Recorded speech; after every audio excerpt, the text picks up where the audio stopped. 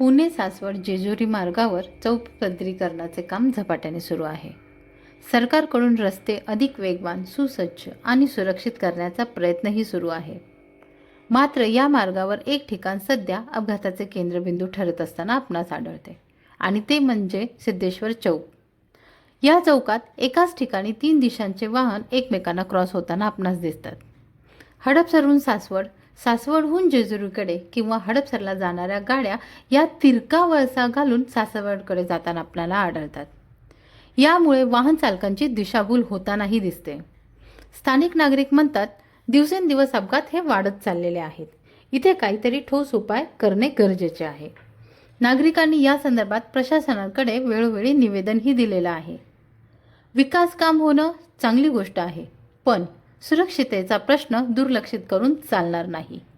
या ठिकाणी सध्याची गरज म्हणजे उड्डाण पूल किंवा अंडरपास, स्पष्ट दिशादर्शक फलक, रंबल स्ट्रिप्स किंवा स्पीड कंट्रोल, वाहतूक पोलिसांची कायमस्वरूपी नियुक्ती असणे तेथे गरजेचं आहे.